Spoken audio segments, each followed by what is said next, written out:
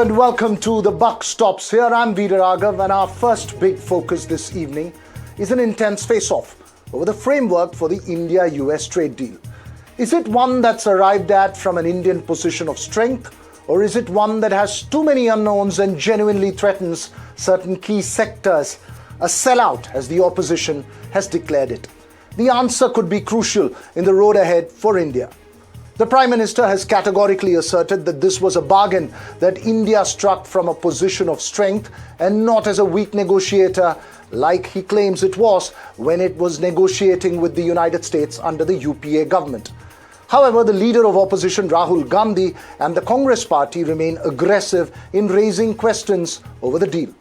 The Congress continued its offensive on Monday with a press conference by General Secretary Randeep Surjewala reiterating and expanding on questions that Rahul Gandhi had raised over the impact on agriculture, impact of the deal on genetically modified crops and oil, scope of additional products being part of the deal, removal of non-trade barriers, policy changes, and the long-term risks. The BJP continuing to aggressively defend the framework for the agreement, a win-win deal, as it says, that will boost Indian exports, attract investment and deepen strategic ties. Is there too much that we don't know about what's in store to make an assessment? Is it a positive step in a tough geopolitical environment, or is there a serious concern over what we may be agreeing to? I'll have Congress's Salman Soz and BJP's Pradeep Bhandari face off in just a bit, but first, listen in to Union Minister Piyush Goyal and leader of opposition Rahul Gandhi. Hindustan का textile sector 5 crore परिवारों को रोजगार देता है। नरेंद्र मोदी जी की जो US deal है वो हिंदुस्तान के टेक्सटाइल सेक्टर को खत्म कर देगा, नष्ट कर देगा। ये बात नरेंद्र मोदी जानते हैं और पूरा हिंदुस्तान जानता है। मैंने पार्लियामेंट हाउस में समझाया कि बांग्लादेश को फ्री पास 0% टैक्स और हिंदुस्तान को 18% टैक्स। इसका नतीजा होगा कि बांग्लादेश की टेक्सटाइल इंडस्ट्री हिंदुस्तान की टेक्सटाइल इंडस्ट्री को खत्म कर देगी। नासमझ लोग जब राजनीति में आ जाते हैं, जिनको अर्थव्यवस्था भी समझ नहीं आती है, तो इस प्रकार के झूठे आरोप लगाते हैं। ये बात बहुत गर्व के साथ मैं कह सकता हूं कि भारत के टेक्सटाइल उत्पाद और टेक्सटाइल निर्यात भारत की शान है। अमेरिका भारत व्यापार समझौते में मोदी सरकार ने किसानों व खेत खलिहान के हितों की बलि दे डाली। एक मजबूर सरकार ने भारत की संप्रभुता और आत्मनिर्भरता पर समझौता कर लिया। व्यापार समझौतों की आड़ में देश हित और लोकहित दोनों की बलि नहीं दी जा सकती। राहुल गांधी झूठे हैं, उन्हें देश से कोई लेना देना नहीं है, देश के किसानों से कोई लेना देना नहीं है। किसानों की मजबूती उन्हें कभी रास नहीं आई। वे तो देश विरोधी बातें करते हुए नजर आते हैं। Well, that face-off, that political face-off has been playing out ever since the announcement of the framework of the deal was made by the government. The government, of course, declaring it to be a win-win, the opposition punching holes in the government's arguments. So multiple nuances to be kept in mind, including sharp geopolitical situation that one is in right now. And as I mentioned, two articulate gentlemen join us on the show this evening. Congress's Salman Soz and the BJP's Pradeep Bhandari. Thanks to the two of you for joining us here this evening, hopefully for a low decibel but substantive face-off.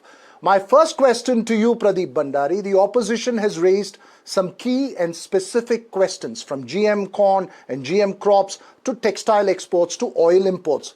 When the Prime Minister and the BJP described this framework for the deal as one bargain from a position of strength, one, what exactly in the contours of this framework proves that it's one that was bargained from a position of strength? And two, what response do you have for the specific questions that's been raised by the opposition?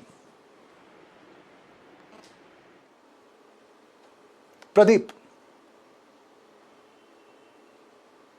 Pradeep Bhandari, could you hear me? Right, we'll try and get back. Pradeep Bhandari, can you hear me?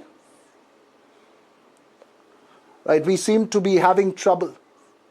We seem to be having trouble going across to Pradeep Bhandari. Salman Soz, given that many have conceded that this is just a framework for a deal, and the argument that's been put forward by the government is that this is a step in the right direction in a very difficult geopolitical environment, what exactly is the criticism, and is the criticism of the deal fair at this stage?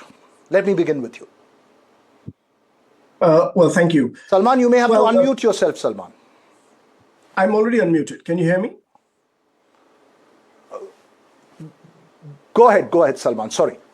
So I really want to respond to Piyush Goyal's attack on Rahul Gandhi, because I think it goes to the heart of the matter, because I think that the Commerce Minister is simply not aware or is misleading the nation on some key details about this framework agreement. You're right. This is not a trade deal. This is an interim framework agreement towards an interim deal. This is a framework agreement towards an interim deal.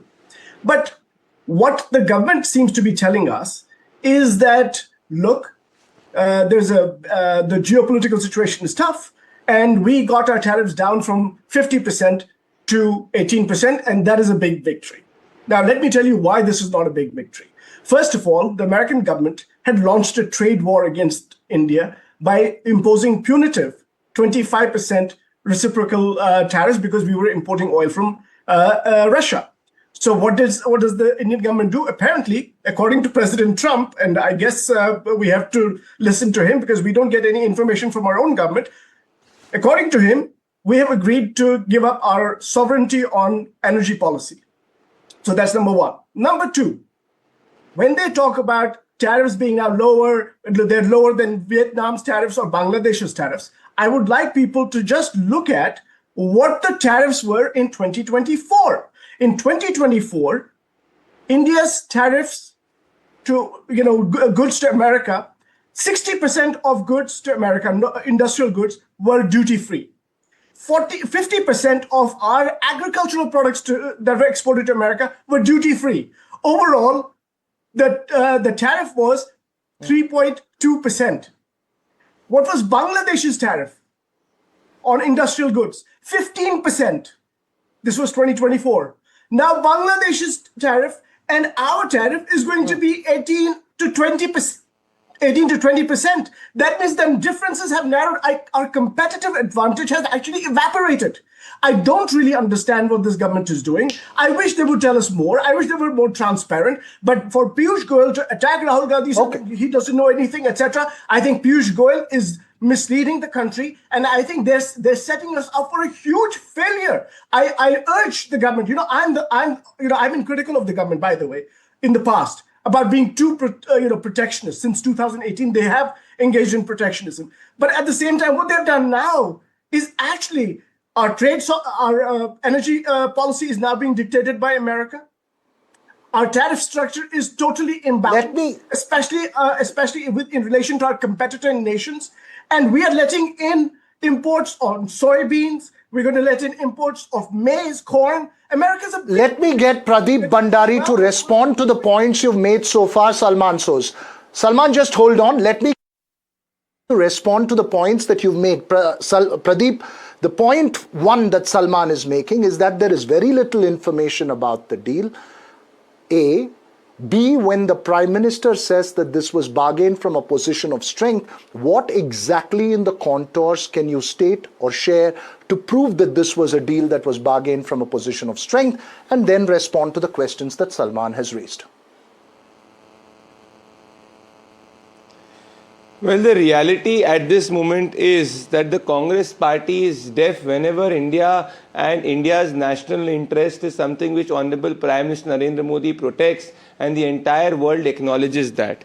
Point number one, he spoke that India is not aware about its independent energy policy. Well, on February 9, 2026, 11:21 p.m., This is one of the leading newspapers, The Hindu, which Salman reads a lot, which says and quotes the Foreign Secretary that it's national interest which will guide our choices when it comes to energy. So those who do not listen to what Indian commentators and Indian policymakers say will never understand India's economic or policy or strategic interest. Now, coming on the specific point on the Indo-US trade deal. Point number one, as you are also aware, that China has been tariffed at 34% and India has been tariffed at 18%. And whether it is Bangladesh, which has a basic minimum tariff of 19%, and India has a basic minimum tariff of 18%. So imagine a scenario which is where you have a order which is worth of more than $1,000. You will see India gaining substantially, and a 0.1% margin is substantial when it comes to textile. So definitely for the first time you have India having a competitive advantage when it comes to United States of America or even EU, where we have a market of more than $30 trillion for our textile, garment and overall gems and jewelry sector. On the part of farming, I believe the Honorable Minister has categorically cleared, and in fact if you go through the joint statement which has been published on the White House itself, neither dairy, poultry or any other of our sensitive dairy sectors has been mentioned in it. So those which were protected earlier continue to be protected now, whether it is soybean oil, whether it is corn or maize, where you have a 15% import duty up to a certain level, and after 0.90 million tons you will have a 50% duty as it has been imposed in the past. So what is the problem of the Congress party? The problem of the Congress party is that whenever India does good under Prime Minister Narendra Modi, it reminds the Congress party of its own economic failure, because Congress party historically could not even do a single trade deal or an FTA with a developed country. It ended up doing a deal called as Let Salman respond to the point you are making. Was completely compromised. Pradeep, let Salman respond to the point.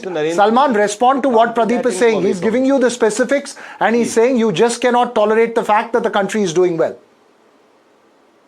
Well, I will just say this. The reason the Congress party, the government of India under Congress party did not do such trade deals is because they're transparently bad for India. I want to ask Pradeep Bhandari, forget Pradeep Bhandari, I want to ask the Commerce Minister, this is a very simple thing. This is basic mathematics. I want to ask the viewers, in 2024, Bangladesh's industrial goods exports to America had a tariff of 15%. India's had about 3%. That is 5 times. And this time, the difference between the two countries is 1 percentage point. And Pradeep Bhandari is telling the country that a 1% difference is better than a 5 times difference. What is he talking about? These people are basically making fools of the country. I'm sorry. Let Pradeep respond to that. This is a heartbreaking. Let Pradeep respond to that. We are in this situation.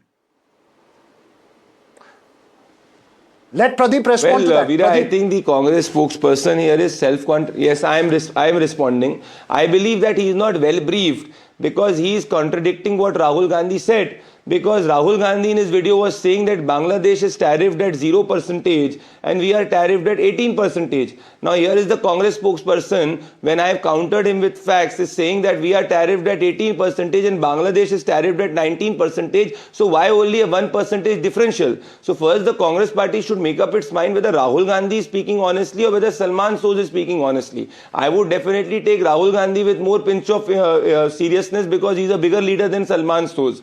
So clearly the Congress party looks confused. I again reiterate, we are living in a world where tariffs are used as tools by countries in order to get leverage. And in a scenario where tariffs are being used by countries to get leverage, if India is being able to get a best deal compared to its competing exporting countries, then when you have bulk orders, and you are very well aware, Veera, then it is India which will be at huge advantage. And please note that the supply chain and the logistic costs for selling, for transporting or exporting a textile or a garment from India is much lesser than what it was vis-a-vis Bangladesh. So for any other country, Vietnam or China, So for the first time, you see that India has a market which is a $30 trillion market, which was not the scenario last time. So you are looking at an export advantage of 9 lakh crore with United States of America and a significantly more with the European Union. So what is the basic specific opposition of the Congress party? Is the Congress party having a problem that our farmers, whether our gems, jewelries and textile sector will have huge market where their farmer income will increase, where the MSME income will increase? What is the specific problem the Congress party will have? I think the real problem Pradeep, can I respond? is undergoing an internal struggle. Go ahead, Salman. Salman, respond. Pradeep is asking you a specific question. Go ahead and respond. Yes, I will. Because Pradeep Bhandari is trying to confuse people. Rahul Gandhi is right that Bangladesh is going to have 0% duties on certain exports. When I was talking about export duties, I was talking about the total industrial category. I'll answer that also. So please don't confuse people. Don't try to look. This is a national interest thing. Don't hurt our country. I am giving you World Trade. No, wait. Let me finish.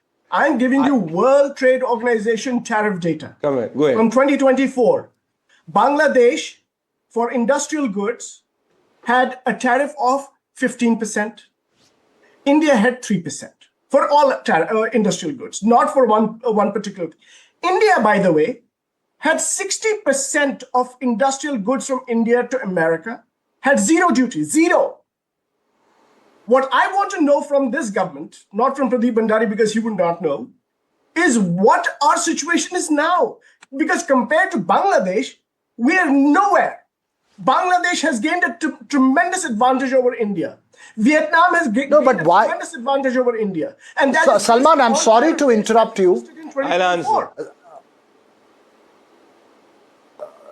Salman, before I get to Pradeep to answer, I want to ask you this specific question. Why the fixation with Bangladesh? Is there a fixation with Bangladesh in terms of comparing? Because that's the space where you can punch holes. No, we can talk about Vietnam. Let's talk about Vietnam. I challenged Piyush Goyal on national television to please look up the data on Vietnam from 2024 WTO MFN tariffs. Look at India's situation and look at India's situation now. If we can prove that today India's situation is better than Vietnam's, I'll resign from the Congress party. I'll leave politics. This is a direct challenge to Piyush Goyal. Otherwise, he should challenge that Pradeep Bhandari, it's a challenge Salman Soz is throwing. He's saying it's not just about Bangladesh, it includes Vietnam as well. Respond. Vietnam, other countries. It is other countries. I can name any country. Country. I believe that Salman is just finding an alibi or a bahana is what you call in Hindi in order to leave the Congress party, because he knows that Congress is a sinking ship under Rahul Gandhi, so he does not need to challenge Piyush Goyal for that. He can very well leave the Congress party. It will be good for his political future. But I will answer specific. Again, he's lying. 0% is nothing to do with industrial good. It is to do with any import of raw cotton from United States of America, where both Bangladesh and India will be charged at 0% if you sell the finished product back to United States of America. Now it is India which is at advantage here because the logistic cost for India is much lesser than Bangladesh or Vietnam to an extent, or China, which has doubled the tariff of India. Now on the part of industrial good, please look at our total merchandise and export.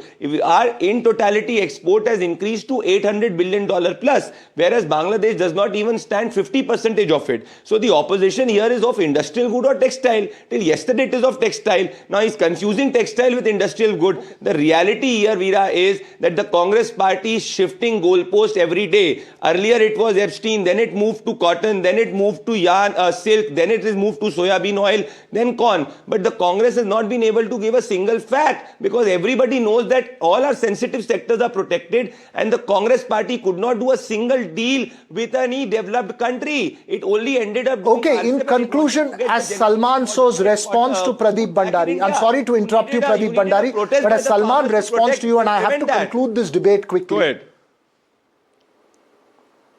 Okay, as just give me 3 key points that you think are the key takeaways, because some of the questions that you've raised, Salman, has been responded to by Pradeep Bhandari. What are the 3 key points that you believe have not been taken into consideration? And then I'll get... No, first, look, I mean, Pradeep Bhandari is basically obfuscating. He's trying to mislead the country. And he may think that I'm interested in power in politics. I'm not. I'm more interested in the national interest. That is what the Congress is committed to. Unlike the BJP, that is totally committed to politics and nothing else. Yeah. But let me just say this. I think this framework agreement has hurt India's standing.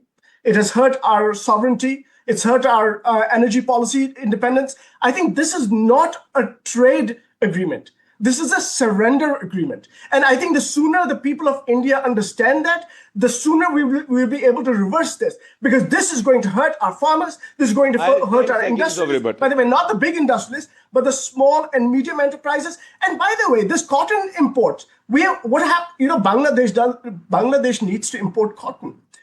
We don't need to do that. We need to send out finished goods. Bangladesh has been rewarded tremendously. Vietnam, other countries have an advantage over India. Please wake up, India, because these people are just doing this for optics. This is not good for the country. Okay, Pradeep Bhandari, respond to what Salman Soz is finally asserted. Well, it is so... Well, Veera, national interest and Salman Soz are 180-degree apart, and you can see that with his statements on Jammu and Kashmir. But leave it as it is. Specifics. It is very unfortunate that the 4th largest economy in the world is being compared to Bangladesh, which is not even in the top 8 economies of the world. This tells you how the Congress party looks at the Indian economy. Congress has a history of surrendering India's national interest. This is why it thinks that any deal which is in India's national interest is about surrendering India's national interest. Again, the specifics. I ask you, and I ask your viewers, is it true or not that India will be tariffed at the least possible basic minimum tariff compared to any other exporting country? China 34%, Vietnam more than 20%, Bangladesh 19%, India at 18%, 720 billion. How many countries below 18%? That is a total lie. Aircraft at 0% of tariff, dairy protected, poultry protected, maize protected. Stop lying, Salman. Whenever something good happens for the country, you always have a problem because Rahul Gandhi's political future is at stake, and only person who has to worry is Rahul Gandhi's political future. And this is what is even Congress leaders are starting to speak, and your alliance partner like Trinamool Congress is also saying there is no dawn or future with Rahul Gandhi. Stop defending the indefensible. Debate right here. I said at the start that I hoped for a low decibel, substantial exchange. It was one for a little while, but it's finally boiled down into that political face-off at the moment. But both of them have made strong points. There needs to be a measured assessment of all the points that's been made, and perhaps much more information that's needed as well. But both sides have made their point. Thanks to the two of you for joining us.